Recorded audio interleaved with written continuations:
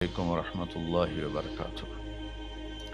کچھ دنوں سے میں قرآن سے اللہ کی پسندیدہ ہستیاں کون ہیں، کہ اللہ کس کو پسند کرتا ہے، ولی دوست کو کہتے ہیں۔ تو اللہ کا دوست کون ہے؟ وہ یہ کوئی وراثتی چیز نہیں ہے کہ ایک بڑے اولیاء اللہ تھے تو اب ان کا بیٹا بھی انہی جیسا ہوگا۔ ہمارے یہاں وراثت چلتی ہے کہ بڑے بزرگ کا بیٹا بھی بزرگ بن جاتا ہے، چاہے وہ کلین شیو ہو، وہ لوگ اس کے پاؤں چوم رہے ہوتے ہیں۔ جہالت ہے۔ تو آج میں تھوڑا سا سورہ بنی اسرائیل ہے، اس میں بھی سارے اخلاق بیان ہوئے۔ میرے بھائی بہنوں، ایمان لانے کے بعد انسان بنتا ہے، اور اس کے بعد اس کی قیمت، اس کا بڑا پن، اس کی وجاہت، اس کی شرافت وہ پیسوں سے نہیں ہوتی۔ پیسوں سے انسان مالدار تو ہو جاتا ہے، بڑا نہیں بنتا، بڑا نہیں بنتا۔ ہمارا علم غلط ہو گیا۔ بڑا بڑا بندہ جے بول دیا 3 ملین 200 مربع، یہ نوابہ فلانا ہے، نوابہ فلانا ہے۔ میرے بھائیو، یہ بالکل غلط علم ہے۔ بڑا وہ ہے جسے اللہ پسند کرے، بڑا وہ ہے جو میرے نبی کی زندگی کے پیچھے چلے، بڑا وہ ہے جس سے اللہ تعالیٰ راضی ہو جائے۔ باقی سب چھوٹے چھوٹے ہیں۔ تو آج ایک تیسری جگہ سے میں کچھ باتیں قرآن سے عرض کروں گا، جن کا تعلق ہمارے ایمان سے بھی ہے، اخلاق سے بھی ہے۔ وہ ہے بسم اللہ الرحمن الرحیم۔ وَقَضَىٰ رَبُّكَ أَلَّا تَعْبُدُوا إِلَّا إِيَّاهُ بِالْوَالِدَيْنِ إِحْسَانًا إِمَّا يَبْلُغَنَّ عِندَكَ الْكِبَرَ أَحَدُهُمَا أَوْ كِلَاهُمَا فَلَا تَقُل لَّهُمَا أُفٍّ وَلَا تَنْهَرْهُمَا وَقُل لَّهُمَا قَوْلًا كَرِيمًا وَاخْفِضْ لَهُمَا جَنَاحَ الذُّلِّ مِنَ الرَّحْمَةِ وَقُل رَّبِّ ارْحَمْهُمَا كَمَا رَبَّيَانِي صَغِيرًا۔ یہ بہت بڑا مضمون ہے۔ اللہ نے قرآن بھر دیا والدین کے خدمت کے لیے، والدین کی اطاعت کے لیے، والدین کی ماننے کے لیے۔ پہلا جملہ ہے اور تیرے رب نے فیصلہ کیا، ایک مطلب۔ دوسرا، اور تیرے رب نے حکم کیا کہ بندگی صرف اللہ کی ہے، بندگی صرف اللہ کی ہے۔ عبد اسے کہتے ہیں جو ہر بات پہ سر جھکا دے، عبد اسے کہتے ہیں جو ہر بات پہ بچھ جائے، اس کو عبد کہتے ہیں۔ تو اللہ کہہ رہا ہے میرے بندو، میرا ایک فیصلہ ہے اور میرا ایک حکم ہے، میرے سوا نہ تمہارا ہاتھ کسی کے آگے پھیلے، نہ تمہاری گردن کسی کے آگے جھکے۔ ایک دوسرے سے مدد لینا، اس کو ایک دوسرے کی تعاونوں میں آ جاتا۔ تعاونوا علی البر والتقوی، ایک دوسرے کا ساتھ دو، ایک دوسرے کی مدد کرو۔ میرے نبی قرضہ اٹھاتے تھے۔ میرے نبی جب انتقال ہوا تو آپ کی زرہ 9 وسق پر، وسق 5 من کا ہوتا ہے، تو وہ جو کے بدلے آپ نے زرہ رکھوائی تھی کہ جب میں تمہیں ادا کروں گا زرہ لے لوں گا، اور آپ کا انتقال ہو گیا، آپ زرہ اپنی واپس نہیں لے سکے۔ وہ چیزیں جن کا تعلق صرف اللہ کی ذات سے ہے اور کوئی نہیں کر سکتا، اس میں صرف اللہ کے آگے ہاتھ پھیلا۔ جیسے ہم کہتے ہیں مدد، نصرت، اللہ کہتا میں ہوں۔ الا ان نصر اللہ قریب، سنو میری مدد تمہارے قریب ہے۔ تو اللہ تعبدوا الا ایاہ، بس ایک چھوٹا سا جملہ اللہ نے یہاں کیا، چونکہ یہاں اللہ نے والدین اور اخلاق بتانے تھے تو اپنے لیے صرف ایک جملہ بولا، باقی باتیں بھی اللہ کے لیے ہیں۔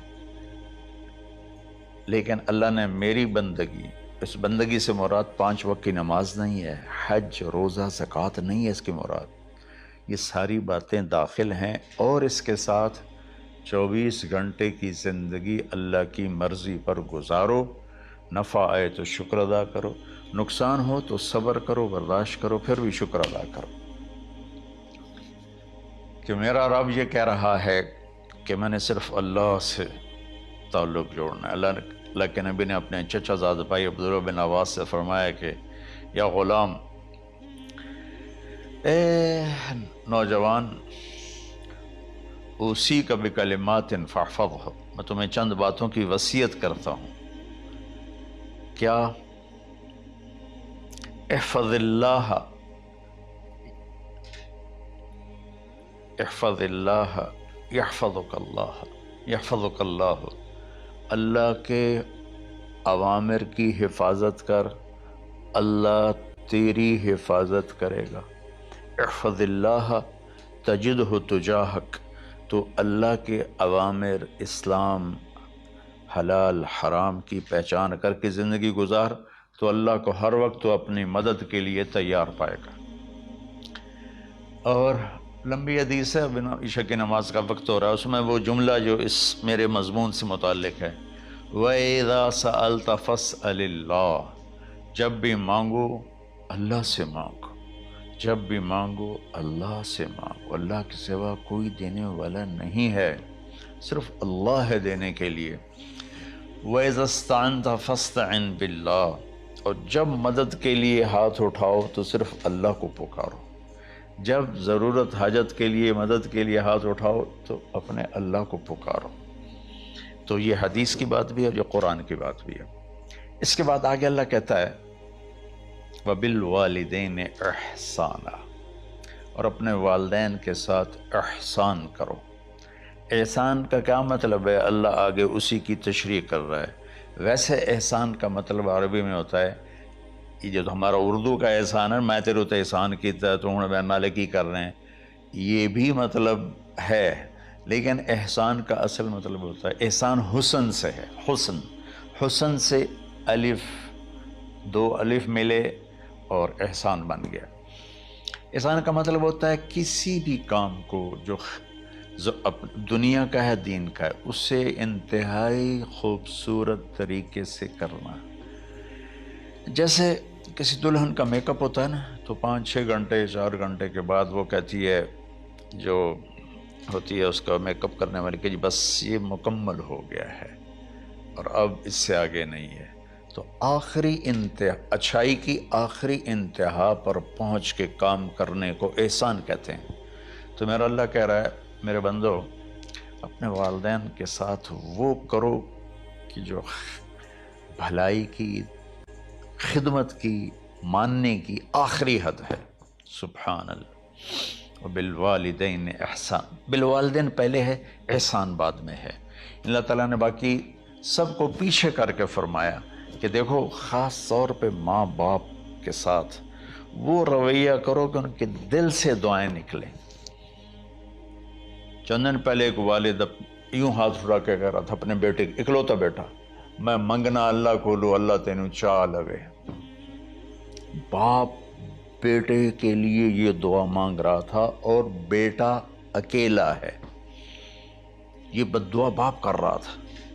تو بھائیو، ایسی اولاد نہ بنو جس ماں نے پیٹ میں 9 مہینے اٹھایا، پھر جننے کی تکلیف برداشت کی۔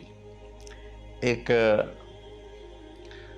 شخص آیا حضرت عبید بن عمیر کے پاس کہ حضرت، میں نے ماں کو اپنے کندھے پہ بٹھا کے پیدل حج کرایا ہے، مینا لے گیا، عرفات لے گیا، مزدلفہ، پھر مینا، پھر مکہ، تو کیا میں نے ماں کا حق ادا کر دیا؟ میں نے فرمایا ولا طلقۃ واحدہ، بیٹا ابھی ایک طلقہ کا حق بھی ادا نہیں ہو۔ طلقہ کسے کہتے ہیں؟ جب بچہ پیدا ہونے کا وقت آتا ہے تو ماں کو دردوں کی لہریں اٹھتی ہیں، وہ اتنی خوفناک ہوتی ہیں کہ ماں چیخ چیخ کے رہ جاتی ہے، اور بعض اوقات ڈیلیوری لیٹ ہو جاتی ہے تو وہ تڑپتی ہے، روتی ہے۔ وہ جو لہریں ہیں نا، پیٹ میں آتی ہیں، جاتی ہیں، آتی ہیں، جاتی ہیں، ایک لہر جو درد کی اٹھتی ہے اس کو کہتے ہیں طلقہ۔ میں قربان جاؤں، انہوں نے فرمایا بیٹا ابھی تیری ماں نے جو تجھے جنا تھا اس وقت جو تجھے درد، وہ تیری ماں نے درد کی لہریں برداشت کی تھیں، اس میں سے ایک لہر کا بھی حق ادا نہیں ہوا، یعنی کہ حق ادا ہو ہی نہیں سکتا، یہ مطلب کہ حق ادا ہو ہی نہیں سکتا، کہ بیٹا ابھی ایک کا بھی نہیں۔ پھر حضرت عبداللہ بن عمر سے ایک شخص نے پوچھا کہ اچھا یہ جو آدمی تھا یہ خراسان، یہ ایران میں ہے اور افغانستان میں، یہاں سے ماں کو پیدل کندھے پہ بٹھا کے مکے پہنچا تھا، اندازہ لگا اس نے کتنی مشقت اٹھائی۔ اور عبید اللہ بن عمیر کہتے ہیں بیٹا ابھی ایک لہر کا حق ادا نہیں ہوا۔ یہی سوال حضرت عبداللہ بن عمر سے کیا ایک شخص نے کہ حضرت میں نے اپنی ماں کو حج کرایا ہے، سارا میں نے پیدل کرایا ہے اور کندھے پہ اٹھا کے کرایا ہے، تو کیا میں نے ماں کا حق ادا کر دیا؟ وَلَا زَفْرَةً وَاحِدًا وَلَا زَفْرَةً وَاحِدًا۔ کہ بیٹا تیری ماں نے تجھے پالتے ہوئے جو تھک تھک کے لمبے لمبے سانس لیے، ہوکے بھرے، ابھی ایک ہوکے کا حق بھی ادا نہیں ہوا، یعنی حق ادا ہو ہی نہیں سکتا۔ تو احسان کے آگے تشریح آ رہی ہے۔ تو آج میں صرف اتنی بات کروں گا کہ میرے بھائیوں، میری بہنوں، میرے بچوں، میری بچیوں، اللہ کے واسطے ماں باپ کو دکھ نہ دینا، ورنہ اللہ بھی ناراض ہو جائے گا۔ چند دن پہلے ایک بچہ بچی میرے پاس آئے، دونوں میڈیکل سٹوڈنٹ تھے، کہیں کہ ہم شادی کرنا چاہتے ہیں۔ تو بچی نے کہا جی میرے والدین ناراض ہیں، وہ نہیں، اس رشتے پر راضی نہیں ہیں۔ تو میرے باپ کہتے ہیں اگر تو نے یہاں رشتہ کیا تو تیری میری ایک درمیان ایک خط آئے، کھچ جائے گا، خلیج، ہم اس پار نہیں آئیں گے تو اس پار نہیں آئے گی۔ میں نے کہا بیٹی جس ماں نے تجھے 9 مہینے پیٹ میں پالا، 2 سال تجھے دودھ پلایا، تیری پوٹیاں پیشاب صاف کیا، تجھے پیمپر باندھے، تجھے اٹھ اٹھ کے راتوں کو اپنی چھاتی سے دودھ پلایا، کیا اب اس کا اتنا بھی حق نہیں کہ تم اس کی رائے کا احترام کرو؟ اتنا بھی حق نہیں ہے؟ تو میں نے کہا بیٹا میری کوئی رائے نہیں ہے، تو اگر تیرے ماں باپ راضی ہیں تو بسم اللہ ضرور کر، اگر راضی نہیں ہیں تو دیکھو موت تک تجھے ماں باپ کی دعا نہیں ملے گی، اور ماں باپ کی دعا نہ ملی تو کچھ بھی نہیں ملے گا۔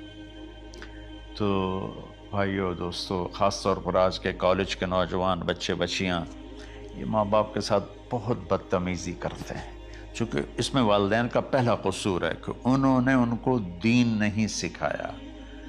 بچپن میں انگلش میڈیم سکول، پھر او لیول، پھر اے لیول، تو انہیں کیا پتہ ماں کون ہے باپ کون ہے۔ ایک پرانی بات ہے، ایک شخص اپنے بیٹے کو لے کر آیا کہ یہ میرا بچہ ہے اور یہ فلاں جگہ شادی کرنا چاہتا ہے اور ہم میں سے کسی کی رائے نہیں ہے اور یہ مانتا نہیں ہے، اور اس کے ساتھ اس نے دھاڑے مار کے رونا شروع کیا۔ تو میں نے بچے کو دیکھا تو یوں کر کے بیٹھا تھا، اس کا باپ رو رہا ہے، ہچ کیوں تو ایسے بیٹھا ہو۔ تو مجھے اچانک خیال آیا، میں نے کہا شیخ صاحب اس کو کہاں پڑھایا تھا؟ کہا جی امریکن اسکول۔ اس کے بعد آسٹریلیا بھیجا تھا مزید تعلیم کے لیے۔ ان کے شیخ صاحب اس بچے کا کوئی قصور نہیں، آپ کا قصور ہے، اس کو تو پتہ ہی نہیں میری ماں کیا ہے، میرا باپ کیا ہے۔ ایک ہماری تہذیب تھی وہ ختم ہو گئی ہے، اس میں علم نہیں بھی تھا تو ماں باپ کا۔ میں نے اپنی آنکھوں سے دیکھا، میں نے اپنے دادا کو دیکھا لیکن میں یاد نہیں، لیکن جو میرے دادا کے چھوٹے بھائی تھے ان کو میں سنبھلتا ہوں، ان کو میں نے دیکھا ہے، 3ری 4تھی جماعت تک میں تھا۔ 61 میں ان کا انتقال ہوا، میری 9 سال عمر تھی، تو 8 سال ان کے بیٹے جوان تھے، اور ڈیرے میں جب وہ بیٹھتے تھے تو ان کے بچے ان کے سامنے نہیں بیٹھتے تھے، ان کی پیٹھ کے پیچھے بیٹھتے تھے۔ اتنا ادب، حالانکہ چاروں کے چاروں دین نہیں جانتے تھے، تہذیب تھی، ثقافت تھی، جو آج کی تہذیب نے ہم سے سب کچھ چھین لیا۔ اب بھی آپ جاؤ بیٹا تھر پار کر میں گیا ہوں 2-3 دفعہ، اور وہاں مسلمان نہیں ہندو عورتیں جب گاڑی گزرتی ہے تو گھونگھٹ کو نیچے کر لیتی ہیں، اپنا چہرے کو فوراً چھپا لیتی ہیں۔ تو خیر بہرحال میں نے کہا شیخ صاحب اس بچے کا قصور نہیں، آپ کا قصور ہے۔ تو میرے بچوں اپنے ماں باپ کو خوش کرو، راضی کرو، ان کا راضی ہونا اللہ کی رضا ہے۔ میں اس کی تفصیل انشاءاللہ آگے بتاؤں گا، آج میں صرف اتنا ہی میں نے تمہید باندھی ہے کہ ماں باپ کا کیا مقام ہے، ان کی کیا عزت ہے۔ ایک شخص آیا، یا رسول اللہ میرا باپ میرے پوچھے بغیر میرا مال خرچ کر لیتا ہے۔